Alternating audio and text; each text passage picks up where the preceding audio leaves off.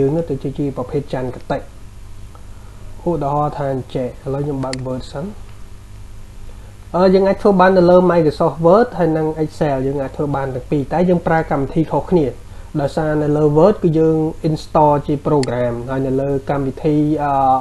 Excel វិញគឺយើង add ជា add on វាឥឡូវខ្ញុំឧទាហរណ៍ថាចេះនេះថាខ្ញុំតម្លើងរួចវាមានពាក្យខ្មែរ date នេះអញ្ចឹងដល់ពេលដែលខ្ញុំធ្វើឧទាហរណ៍នឹងឲ្យរួចខ្ញុំនឹងចូលទៅ remove ខ្មែរ date នឹងរួចខ្ញុំប្រាប់ពីរបៀបតម្លើងហើយនឹងរបៀបចូលទៅរកកម្មវិធីទៅយកកម្មវិធីនឹងមកធ្វើមកតម្លើងអូខេឥឡូវខ្ញុំឧទាហរណ៍សិន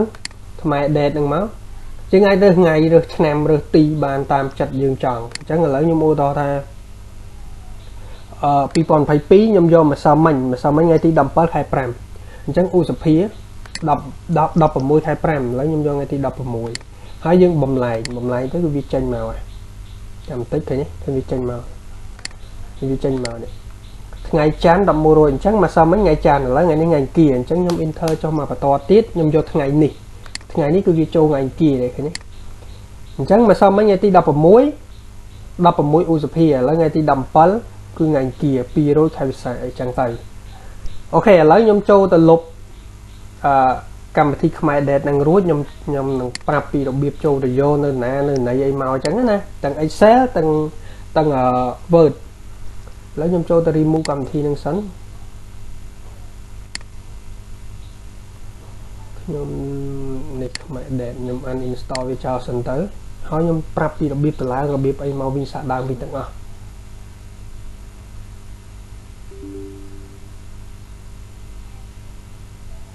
អូខេយកមក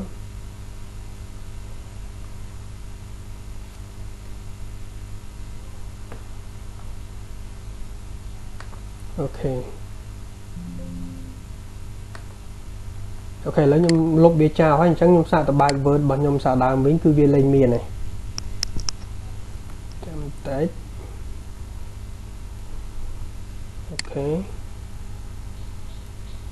អូខេឥឡូវវាលែងមានខ្មែរ date ហ្នឹងណាអញ្ចឹងខ្ញុំចូលទៅយកខ្ញុំចូលទៅ download កម្មវិធីមួយហ្នឹង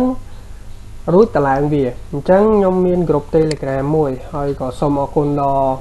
បងលោកគ្រូដែលគាត់ចែកម្លែកទៅក្នុង group ហ្នឹងណានេះគឺរៀន Excel VB code នេះអញ្ចឹងគាត់មានតម្លាក់នៅក្នុងហ្នឹងឲ្យយើងគាត់ចែកម្លែកឲ្យយើង group មួយហ្នឹងខ្ញុំដាក់ link ឲ្យ join group ឬក៏ចូលទៅ download នៅក្នុងហ្នឹងអញ្ចឹងនេះអរគុណដល់លោកគ្រូដល់ក៏បងដែលគាត់ចែកម្លែកមកយើងណាអានេះ Excel យើងអាចយកទៅដាក់នៅលើ Excel ហើយ Word scroll ចុះមកក្រោមទៀតមកហើយគាត់ក៏មានវីដេអូនៅក្នុង YouTube demo បង្ហាញប្រាប់យើងដូចគ្នាយើងអាចចូលទៅមើលយើងអាចចូលជាន់ group របស់គាត់រួចយើងអាចចូលទៅ download ហើយបើយើងអត់ចេះតម្លើងទេយើងអាចមើលវីដេអូដែលគាត់ដាក់នៅក្នុង group ហ្នឹងយើងអាចចូលទៅមើលចំពោះខ្ញុំក៏ខ្ញុំមើលតាមហ្នឹងដែរនេះហើយនេះគាត់ប្រាប់នេះជា file សម្រាប់ដាក់ចូលក្នុង Microsoft Excel ដើម្បីគណនាពីថ្ងៃសុរិ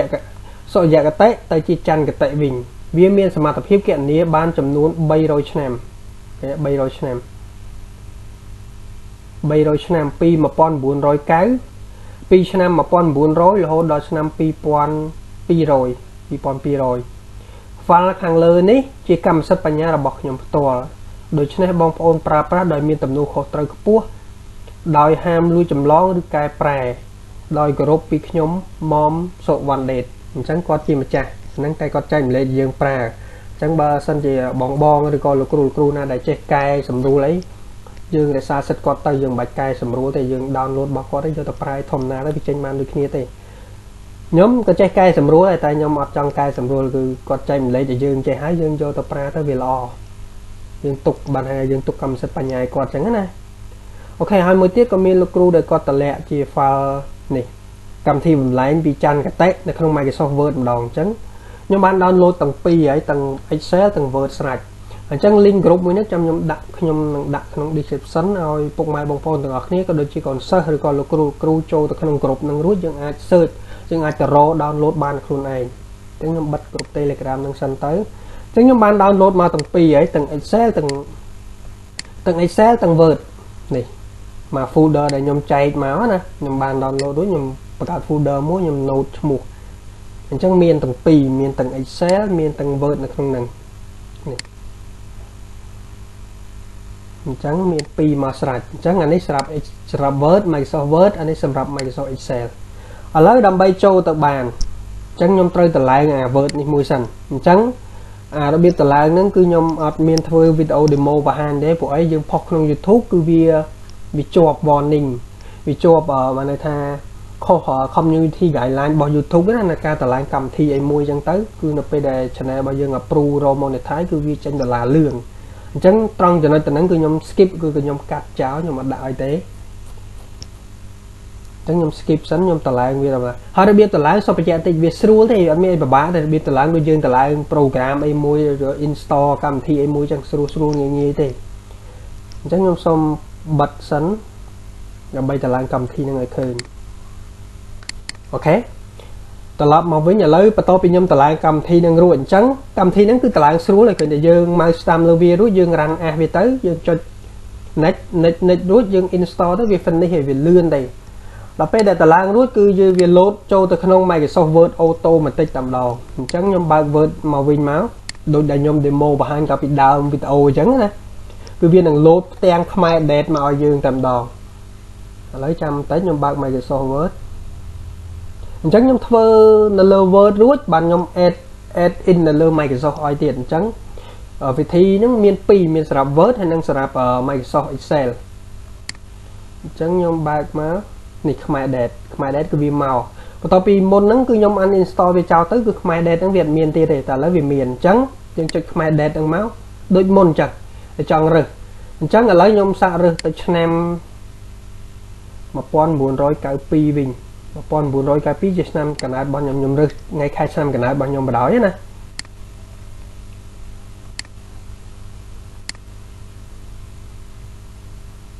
អូខេអញ្ចឹងខ្ញុំបំលែងខ្ញុំចុចខ្ញុំរើសថ្ងៃរើសឆ្នាំរើសខែរើសថ្ងៃរួចខ្ញុំចុចតែបំលែងហ្នឹងទៅវានឹង load ឲ្យឃើញទេនេះនៅឆ្នាំហ្នឹងណាឆ្នាំនៅថ្ងៃទី10ខែមិថុនា1992ហ្នឹងវាត្រូវនឹងថ្ងៃពុធ10កើតខែចេសឆ្នាំវោកចត្វាស័កពុទ្ធសករាជ2536ឥឡូវខ្ញុំ enter ចុះមកក្រោមខ្ញុំរើសយកថ្ងៃនេះវិញចុចទៅលើថ្ងៃនេះបើយើងចង់មកដឹងថាថ្ងៃហ្នឹងថ្ងៃទី17ខែ5 2022ត្រូវនឹងថ្ងៃប្រហែលកើតអីចឹងទៅណាយើងឃើញតែចុចថ្ងៃនេះមកវានឹង show ឲ្យនេះថ្ងៃទី17ខែឧសភាឆ្នាំ2022អញ្ចឹងវាត្រូវនឹងថ្ងៃអង្គារ2រោចខែវិសាខឆ្នាំខាលចត្វាស័កពុទ្ធសករាជ2566អូខេឥឡូវនៅក្នុង Word អញ្ចឹងយើងអាចមើលអំពីព័ត៌មានអ្នកដែលបង្កើតកម្មវិធីនឹងអ្នក design កម្មវិធីនឹងមកណាយើងមើលអំពីព័ត៌មានអញ្ចឹងនេះអំពីព័ត៌មានការបង្កើតខ្មែរ date នឹងមានមុខងារបន្ថែមនៅក្នុង Microsoft Word នេះគឺយើងចង់សម្រួលដល់ការងាររដ្ឋបាលដែលបុគ្គលិកមន្ត្រីរាជការនិងអ្នកប្រើប្រាស់ទាំងឡាយជួបហើយជួបគាត់សរសេរខុសហើយមិនមែនសាអូទេគឺសាអូតែប្រហែលជា typing គាត់វាច្រឡំដៃអញ្ចឹងណាវាទៅជាសាអូវិញជួបផលវិបាកក្នុងការកំណត់នៅថ្ងៃខែចន្ទគតិក្នុងលិខិតរបស់ខ្លួនដូច្នេះយើងខ្ញុំយល់និងសង្ឃឹមថាកម្មវិធីតូចមួយនេះអាចជួយសម្រួលការងារអ្នកប្រើប្រាស់បានក្រុមហ៊ុនមានក្រុមហ៊ុនណាក្រុមហ៊ុនមួយនឹងអ្នកបង្កើតអូខេនេះគាត់មានអាជ្ញាប័ណ្ណមានអីត្រឹមត្រូវអញ្ចឹងកម្មវិធីនេះបង្កើតតាំងពីឆ្នាំ2019ណាអញ្ចឹងឆ្នាំ2019នេះអាជ្ញាប័ណ្ណ MIT អូខេឥឡូវនៅក្នុង Microsoft Word គឺបានប៉ុណ្្នឹងហើយអញ្ចឹងខ្ញុំទៅ demo នៅលើ Excel ម្ដង Microsoft Excel ម្ដងអូខេឥឡូវបន្ទាប់ពីយើងតម្លើងនៅលើ Microsoft Word រួចហើយគឺយើងត្រូវទៅ add in សម្រាប់ Microsoft Office ម្ដង Microsoft Excel ម្ដងអញ្ចឹងយើងបើក Excel យើងមក refresh វាម្ដងពីរដងទៀតសិនអញ្ចឹងនៅលើ Microsoft Word គឺយើង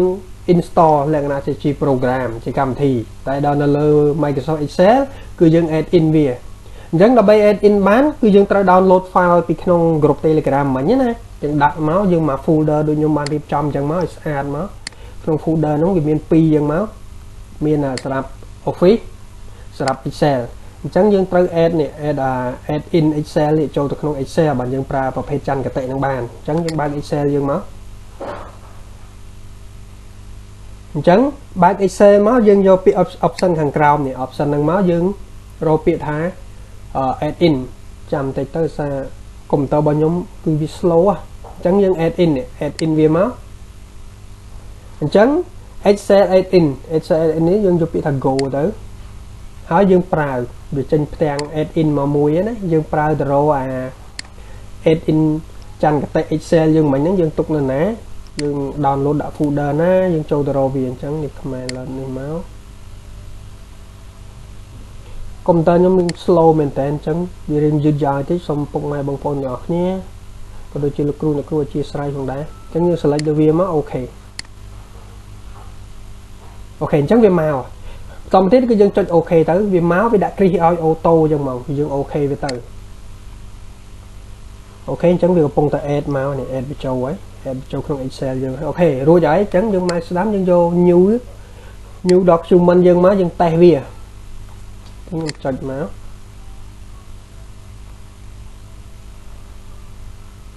អូខេអញ្ចឹងខ្ញុំដាក់ថ្ងៃខែឆ្នាំកណ្ដាលខ្ញុំមិញ10 06.1992អូខេអញ្ចឹងខ្ញុំត្រូវទាញវាធំបន្តិចប៉ុណ្ណេះអានេះទាញវាធំបន្តិចមកហើយមកនេះហ្នឹងគឺខ្ញុំយកឲ្យវារៀងធំបន្តិចទៅដាក់វានៅកណ្ដាលអូខេអញ្ចឹងប៉ុណ្ណឹងតទៅទៀតគឺយើងចុចសញ្ញាស្មើមកយើងចុច LUN នេះវាមកវាយទៅ LU ក៏បានដែរអញ្ចឹងវាមាន2រូបមន្តអញ្ចឹងយើងយកមួយណាក៏បានដែរខ្ញុំយកលើទៅបន្តមកទៀតយើងត្រូវយក cursor របស់យើងមក select ដល់លើថ្ងៃខែឆ្នាំនឹងរបស់យើងចុចទៅវាឲ្យអញ្ចឹងយើងបិទតែវងកញ្ចក់វាមួយទៀតមកហើយ scroll យក